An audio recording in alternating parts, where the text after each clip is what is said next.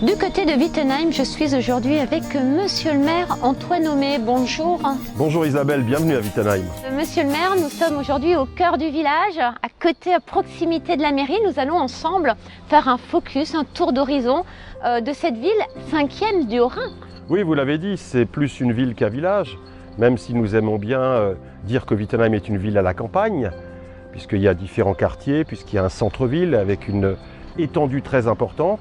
Mais c'est vrai que nous sommes avec Ilzach, 4e ou 5e ville du Haut-Rhin, et en tout cas aussi avec Ilzach, 2e ou 3e commune de l'agglomération de Mulhouse. Avec vous, on va parler d'un centre-ville fort attractif, c'est-à-dire... C'est très important de défendre le commerce de proximité. Nous le faisons dans le bulletin municipal, nous le faisons par toute une série d'actions. Vous le savez, nous avons une très grande zone commerciale avec nos voisins de Kingersheim. Et les gens y viennent de partout, au-delà du département. Mais nous, ce que nous avons réussi en même temps, c'est à conserver un centre-ville attractif et des commerces de proximité qui marchent fort. Donc il y a ici effectivement de quoi satisfaire toutes les clientèles de Wittenheim et d'ailleurs. On a un bassin de vie qui va très loin jusqu'à la Hart, jusqu'à toute une partie de l'agglomération mulhousienne, et toutes ces personnes viennent faire leurs courses au centre-ville de Wittenheim. Quelle surprise au détour des rues, nous avons pu constater un grand choix, que ce soit en boulangerie, boucherie, des épiciers, des restaurants, un peu de partout au niveau de Wittenheim qui s'étend sur différentes zones. Oui, alors il y a effectivement le centre-ville, mais également dans les cités minières. Ce qui est intéressant, c'est que ce n'est pas une ville dortoir. On se dirait, c'est une ville de banlieue, ici ne passe rien, pas du tout. C'est une ville très animée. Alors, il y a non seulement effectivement les animations sportives, culturelles, mais aussi au plan économique. C'est une ville qui a des activités économiques très importantes et notamment le commerce, à la fois le commerce de proximité et puis aussi la zone commerciale. Donc c'est vraiment une ville extrêmement vivante, extrêmement active. Un bon vivre et un bien vivre à Wittenheim, monsieur le maire. Alors nous allons aussi parler d'éco-consommation et d'écologie. C'est ce qui nous a intéressé un petit peu en venant chez vous, parce que ça date il y a pas mal de temps déjà. Oui, avant que ça soit finalement un petit peu à la mode, on va dire aujourd'hui tout le monde parle, et c'est bien, d'écologie et de développement durable. Nous déjà, il y a une douzaine d'années, nous avions adopté à l'unanimité du conseil municipal un plan écologique. Donc c'était en 2008. Nous sommes une ville pilote sur les énergies renouvelables, notamment le solaire photovoltaïque. Il y a plusieurs grands projets qui devraient faire de Wittenheim une des villes les plus tournées vers les énergies renouvelables d'Alsace.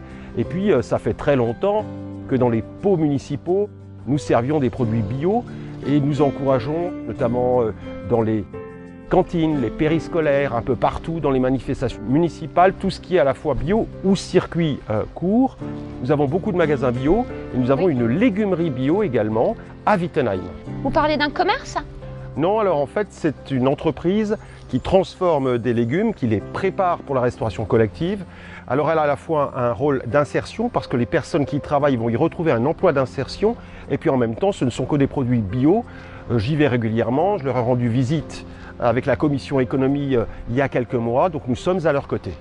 De nombreux labels aussi qui justifient toutes ces actions depuis des années. Le palmarès des villes fleuries, nous avons été récompensés à de multiples reprises, mais nous avons voulu également obtenir le label des libellules. Et donc nous avons le nombre maximum parce que nous sommes une commune très engagée dans le développement durable et depuis longtemps. Ici, avant même que la loi l'impose, nous n'utilisions plus les produits pesticides pour l'entretien des espaces verts. Nous faisions déjà une gestion différenciée, c'est-à-dire une gestion effectivement qui s'adapte à la diversité des espaces verts et en tout cas dans laquelle tous les produits toxiques sont prohibés. Donc on n'a pas attendu la loi, on l'a fait depuis très très longtemps.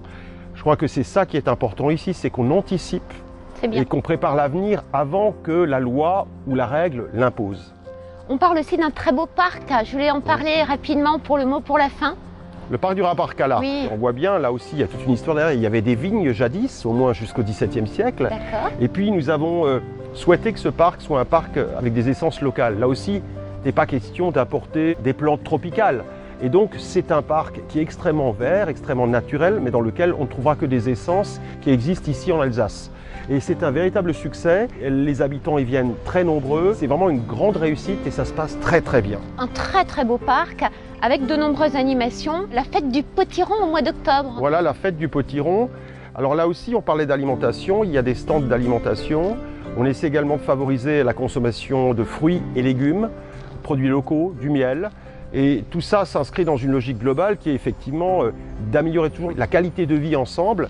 Et donc c'est une animation qui a vraiment pris son essor et où les familles viennent en nombre. Ce parc est vraiment un succès. Je voudrais ajouter que vous avez évoqué les jeux. On a également pas mal de jeux pour les personnes handicapées. Parce que pour nous, l'inclusion sociale des personnes en situation de handicap, c'est aussi très important et il ne faut jamais l'oublier dans une ville de 15 000 habitants. C'est vrai. Le mot pour la fin, Monsieur Homais? Eh bien, merci de votre visite. Vive Wittenheim, Wittenheim au cœur du bassin potassique, Wittenheim, une ville à la campagne. Merci et Merci. puis à bientôt. À bientôt.